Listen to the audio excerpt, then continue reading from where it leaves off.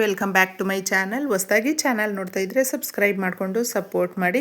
ಸಚ್ಚಿದಾನಂದ ಸಾಯಿನಾಥ್ಗೆ ನಮಸ್ಕಾರ ಮಾಡುತ್ತಾ ಸಾಯಿನಾಥರ ಅನುಗ್ರಹ ಎಲ್ಲರ ಮೇಲೂ ಇರಲಿ ಅಂತ ವಿಡಿಯೋ ಪ್ರಾರಂಭ ಮಾಡ್ತಾ ಇದ್ದೀನಿ. ಸ್ನೇಹಿತರೆ, ಇದೇ ಫೆಬ್ರವರಿ 14ನೇ ತಾರೀಕು ಶನಿವಾರ ನಮಗೆ ಶನಿ ತ್ರಯೋದಶಿ. ಅಂದರೆ ತ್ರಯೋದಶಿ ಬಂದು ಶನಿವಾರದ ದಿನ ಬಂದಿದ್ದರೆ ಆ ದಿನ ಶನಿ ತ್ರಯೋದಶಿ ಅಂತ ಹೇಳ್ತೀವಿ. ಈ ದಿನ ಮಾಡುವಂಥ ಸ್ನಾನ, ಪೂಜೆ ಹಾಗೂ ಅಡುಗೆಗೆ ಬಳಸುವಂಥ ಪದಾರ್ಥ ಪ್ರತಿಯೊಂದು ಕೂಡ ಬಹಳ ಮುಖ್ಯವಾಗಿರುತ್ತೆ. ಯಾಕಂದರೆ ನಾವು ಶನಿದೇವರು ಅಂದ ತಕ್ಷಣ ಭಯ ಪಡ್ತೀವಿ. ಅಂದರೆ ಶನಿದೇವರು ನಮಗೆ ಕಾಟ ಕೊಡೋದಕ್ಕೇ ಈ ಶನಿ ದೋಷಗಳಿಂದ ನಮಗೆ ಸಾಕಾಗಿದೆ ಅನ್ನುವ ರೀತಿ ನಾವೇ ನೆಗೆಟಿವ್ ಆಗಿ ಥಿಂಕ್ ಮಾಡಿಬಿಡ್ತೀವಿ. ನಾವು ಮಾಡುವಂಥ ಕೆಲಸ ಕರ್ಮ ಫಲಗಳ ಮೇಲೆ ನಮಗೆ ನಿರ್ಧಾರ ಆಗುವಂಥದ್ದು. ಸ್ನೇಹಿತರೆ, ಶನಿದೇವರು ನಮ್ಮ ಜೀವನದಲ್ಲಿ ಬರ್ತಾ ಇದ್ದಾರೆ ಅಂತ ಹೇಳಿದ್ರೆ ಅದು ತುಂಬ ಕಷ್ಟಗಳು ಬರಬಹುದು. ಆದರೆ ಅದನ್ನು ನಾವು ತುಂಬ ಶಿಸ್ತಾಗಿ ಏನೇ ಕಷ್ಟ ಬಂದರೂ ಕೂಡ ಮತ್ತಷ್ಟು ಗಟ್ಟಿಯಾಗ್ತೀವಿ, ಶಿಸ್ತನ್ನು ಬೆಳೆಸ್ಕೊಳ್ತೀವಿ. ಹಾಗೂ ಯಾವುದೇ ರೀತಿಯ ಸಮಸ್ಯೆ ಬಂದರೂ ಇಷ್ಟೇ ತಾನೇ, ನಾವು ಇನ್ನಷ್ಟು ಗಟ್ಟಿಯಾಗಿದ್ದೀವಿ ಅಂತ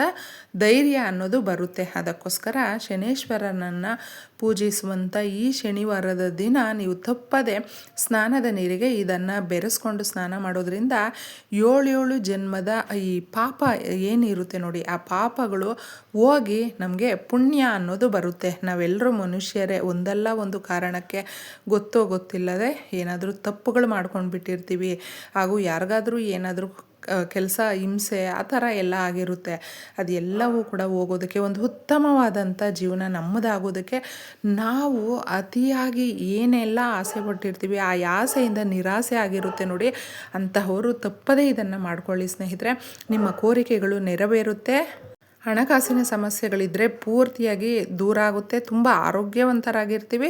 ಹಾಗೂ ಶನಿ ದೋಷಗಳು, ನಮಗೆ ಅಷ್ಟಮ ಶನಿ ಇದೆ ಅಂತ ಯಾರೆಲ್ಲ ಅಂದ್ಕೊಳ್ತಾರೆ ಅವರುಗಳು ಈ ದಿನ ಸಾಧ್ಯ ಆದರೆ ನೀವು ಕಪ್ಪೆಳ್ಳಾಗಿರಬಹುದು, ಬಿಳಿ ಎಳ್ಳಾಗಿರಬಹುದು, ಸಾಧ್ಯವಾದರೆ ಜಾಸ್ತಿ ಕಪ್ಪೆಳ್ಳನ್ನು ಆಯ್ಕೆ ಮಾಡ್ಕೊಳ್ಳಿ.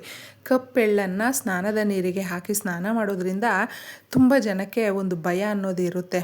ಅಂದರೆ ಅವರ ಆರೋಗ್ಯದ ಮೇಲೆ ಇರುತ್ತಲ್ವ, ಆ ಭಯವನ್ನು ಓಡಿಸೋದಕ್ಕೆ ಇದು ಸಹಾಯ ಮಾಡುತ್ತೆ. ಹಾಗೂ ದೇಹದಲ್ಲಿ ನಮಗೆ ಆರೋಗ್ಯ ಸಮಸ್ಯೆಗಳಿದ್ದರೆ, ಮೂಳೆ ಸಮಸ್ಯೆಗಳು, ಚರ್ಮ ಸುಕ್ಕುಗಡ್ತಾ ಇದೆ ಅನ್ನುವಂಥವರು ಇದನ್ನು ಹಾಕಿ ಸ್ನಾನ ಮಾಡೋದ್ರಿಂದ ನಮಗೆ ಇರುವಂಥ ಶನಿ ದೋಷಗಳು ಮುಖ್ಯವಾಗಿ ಹೋಗ್ಬಿಡುತ್ತೆ. ಇದನ್ನು ನೀವು ಸ್ವಲ್ಪ ಯೂಸ್ ಮಾಡ್ಕೊಳ್ಳಿ. ಹಾಗೆ ಮಕ್ಕಳಿಗೂ ಕೂಡ ಎಳ್ಳೆಣ್ಣೆಯನ್ನು ದೇಹಕ್ಕೆ ಹಾಕಿ ಚೆನ್ನಾಗಿ ಉಜ್ಜಿ ಸ್ನಾನ ಮಾಡಿಸೋದ್ರಿಂದ ಇದೆಲ್ಲವೂ ಕೂಡ ಚೇತರಿಕೆಯಿಂದ ಚೆನ್ನಾಗಿರ್ತಾರೆ. ಅಂದರೆ ಮೂಳೆಗಳ ಸಮಸ್ಯೆ ಅನ್ನೋದು ಯಾರಿಗೆಲ್ಲ ಇರುತ್ತೆ ನೋಡಿ, ಅವರುಗಳು ಈ ಕೆಲಸವನ್ನು ಮಾಡ್ಕೊಳ್ಬಹುದು. ಮುಖ್ಯವಾಗಿ ಮಕ್ಕಳಿಗೂ ಕೂಡ ಮಾಡಿಸೋದ್ರಿಂದ ಅವ್ರಿಗೆ ಯಾವುದೇ ರೀತಿಯಾದಂಥ ದೋಷಗಳು ಅನ್ನೋದು ಇರೋದಿಲ್ಲ. ಮನೆಯಲ್ಲಿ ನಾವು ಈ ಸ್ನಾನದ ನೀರಿಗೆ ಇದನ್ನು ಹಾಕ್ಕೊಳ್ತೀವಿ. ಅದರ ಜೊತೆ ಮುಖ್ಯವಾಗಿ ಸ್ನೇಹಿತರೆ, ಈ ದಿನ ನೀವು ಈ ಕೆಲಸಗಳನ್ನು ಮಾಡೋದಕ್ಕೆ ಹೋಗಬೇಡಿ. ಯಾರಿಗೂ ಅಷ್ಟೇ ಬೈಯೋದಕ್ಕೆ, ಹಿಂಸೆ ಮಾಡೋದಕ್ಕೆ, ಪ್ರಾಣಿ ಪಕ್ಷಿಗಳಿಂದ ಹಿಡಿದು ಮನುಷ್ಯರಿಗೂ ಅಷ್ಟೇ ನಾವು ಈ ದಿನಗಳಲ್ಲಿ ಹಿಂಸೆ ಮಾಡಬಾರ್ದು. ಅಂದರೆ ಈ ದಿನ ಬಿಟ್ಟು ಬೇರೆ ದಿನ ಮಾಡಬಹುದಾ ಅನ್ನೋದು ಕೆಲವೊಬ್ಬರು ಕೂಡ ಅಂದ್ಕೊಂಡು ಬಿಡ್ತಾರೆ. ಆ ಥರ ಇಲ್ಲ. ನಾವು ಸಾಧ್ಯವಾದಷ್ಟು ಯಾರಿಗೂ ಅಷ್ಟೇ ಯಾವುದೇ ಒಂದು ವಿಷಯದಲ್ಲೂ ಕೂಡ ಹಿಂಸೆಯನ್ನು ಮಾಡಬಾರ್ದು. ಯಾವ ದಿನವೇ ಆಗಲಿ ತಂದೆ ತಾಯಿಯನ್ನು ಯಾರು ಗೌರವದಿಂದ ಪ್ರೀತಿಯಿಂದ ನಡೆಸ್ಕೊಳ್ತಾರೆ ಅವರು ತುಂಬಾ ಅವ್ರಿಗೆ ಶನೇಶ್ವರನ ಆಶೀರ್ವಾದಗಳು ಯಥೇಚ್ಛವಾಗಿ ಸಿಗುತ್ತೆ ಅಂತ ಹೇಳಬಹುದು. ಏಕೆಂದರೆ ಶನಿ ಸ್ವಾಮಿಗೆ ಬಂದು ಸಕಲ ಜೀವರಾಶಿಗಳನ್ನು ಕೂಡ ಯಾರು ನೋವು ಪಡಿಸದೆ ಚೆನ್ನಾಗಿ ನಡೆಸ್ಕೊಳ್ತಾರೆ ಅವರಂದರೆ ತುಂಬ ಇಷ್ಟ ಭಗವಂತನಿಗೆ.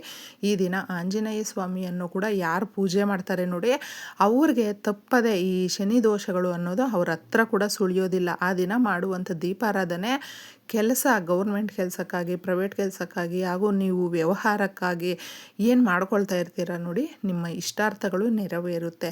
ಕಲಿಯುಗದ ಭಗವಂತನು ಶ್ರೀ ಮಹಾವಿಷ್ಣುವಿನ ಭಕ್ತಾದಿಗಳು ಯಾರೆಲ್ಲ ಇರ್ತಾರೆ ನೋಡಿ, ಅವ್ರ ಹತ್ರ ಕೂಡ ಸುಳಿಯೋದಿಲ್ಲ ಸ್ವಾಮಿಯ ಕಷ್ಟಗಳು ಅಂತ ಹೇಳ್ತೀನಿ. ಈ ಕಷ್ಟಗಳನ್ನು ನಿವಾರಣೆ ಮಾಡ್ಕೊಳ್ಳೋದಕ್ಕೆ ಈ ರೀತಿಯ ಬದಲಾವಣೆಗಳು ನಾವು ಶನಿವಾರದ ದಿನ ತ್ರಯೋದಶಿಯ ದಿನ ಮಾಡಿಕೊಂಡ್ರೆ ಮಾತ್ರ ನಮ್ಮ ಜೀವನ ತುಂಬ ಚೆನ್ನಾಗಿರುತ್ತೆ ಸ್ನೇಹಿತರೆ. ನಾವು ಮಾಡುವಂಥ ಸ್ನಾನ ಬರೀ ಸ್ನಾನ ಅಂತ ಅಂದ್ಕೊಳ್ಳೋದಕ್ಕೆ ಹೋಗಬೇಡಿ. ಆರೋಗ್ಯ ಹಾಗೂ ನಮ್ಮ ಮನೆಯಲ್ಲಿ ಇರುವಂಥ ಬಡತನ, ನಮ್ಮ ಮನಸ್ಸಲ್ಲಿ ಇರುವಂಥ ಬಡತನ ಎಲ್ಲವೂ ಕೂಡ ದೂರ ಆಗುತ್ತೆ ಅಂತ ಹೇಳ್ತೀನಿ. ಇದಕ್ಕೆ ಬೇವಿನ ಎಲೆಗಳು ಅನ್ನುವಂಥದ್ದು ದುರ್ಗಾದೇವಿ ಈ ಮರದಲ್ಲಿ ನೆಲೆಸಿರುವಂಥದ್ದು.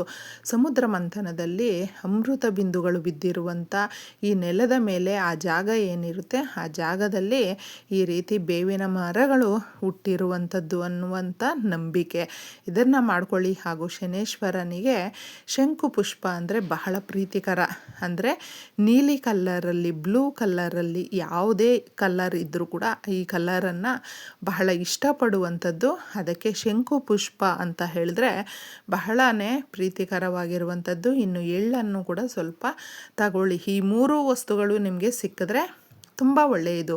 ಸಿಗಲಿಲ್ಲ ಅಂತ ಹೇಳಿದ್ರೆ ಇದರಲ್ಲಿ ಯಾವುದಾದ್ರೂ ಪರವಾಗಿಲ್ಲ, ಒಂದಾದರೂ ಕೂಡ ನಿಮಗೆ ಸಿಕ್ಕಿದ್ರೆ ಮನೆಯಲ್ಲಿ ನಾವು ಎಳ್ಳು ಇಟ್ಕೊಂಡೇ ಇರ್ತೀವಿ. ನೀವು ಕಪ್ಪು ಬಿಳಿ ಅಂತ ನೋಡೋದಕ್ಕೆ ಹೋಗ್ಬೇಡಿ. ಯಾವುದು ನಿಮಗೆ ಸಿಗುತ್ತೋ ಆ ಎಳ್ಳನ್ನು ಸ್ನಾನದ ನೀರಿಗೆ ಹಾಕಿ ಸ್ನಾನ ಮಾಡಿ. ಆಮೇಲೆ ಈಗ ನಾನು ಹೇಳಿದೆ ಎಳ್ಳೆಣ್ಣೆ ಇರುತ್ತಲ್ವ, ಅದನ್ನು ಶನಿವಾರ ತ್ರಯೋದಶಿ ಬಂದ ದಿನ ತಪ್ಪದೆ ಯಾರೆಲ್ಲ ತಮ್ಮ ದೇಹಕ್ಕೆ ಎಳ್ಳೆಣ್ಣೆಯನ್ನು ಹಾಕಿ ಸ್ನಾನ ಮಾಡ್ಕೊಳ್ತಾರೆ ಅವರಿಗೆ ಅವರ ಮನೆಯಲ್ಲಿರುವಂಥ ಬಡತನ, ದರಿದ್ರ ಎಲ್ಲವೂ ಕೂಡ ದೂರ ಆಗಿಬಿಡುತ್ತೆ. ಹಾಗೂ ಅವರು ಐಶ್ವರ್ಯವಂತರಾಗ್ತಾರೆ.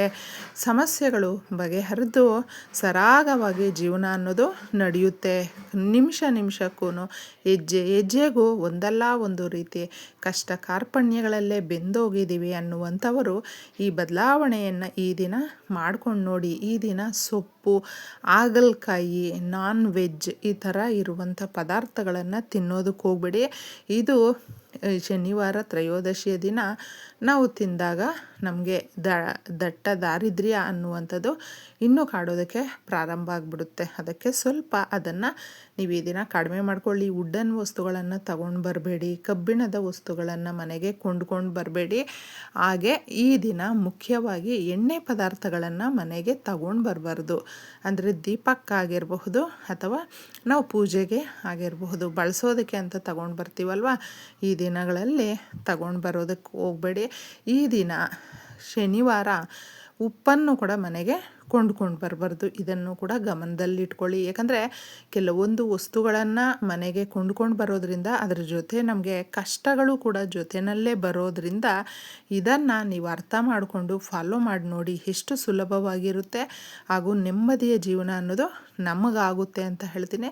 ಸ್ನಾನಕ್ಕೆ ಈ ಥರ ಮಾಡಿಕೊಂಡು ಎಲ್ಲರೂ ಕೂಡ ಸ್ನಾನ ಮಾಡೋದ್ರಿಂದ ಅವರ ದೇಹದಲ್ಲಿ ಹಾಗೂ ಅವರ ಮನೆಯಲ್ಲಿ ಅವರಿಗೆ ಏನು ಶನಿ ದೋಷಗಳಿರುತ್ತೆ, ಶನಿ ದೋಷಗಳಿಂದ ಮುಕ್ತಿ ಹೊಂದಬಹುದು, ನೆಮ್ಮದಿಯ ಜೀವನ ಸಿಗುತ್ತೆ. ಎಲ್ರಿಗೂ ಒಳ್ಳೆಯದಾಗಲಿ. ಮಾಡ್ಕೊಂಡು ನೋಡಿ. ಧನ್ಯವಾದಗಳು.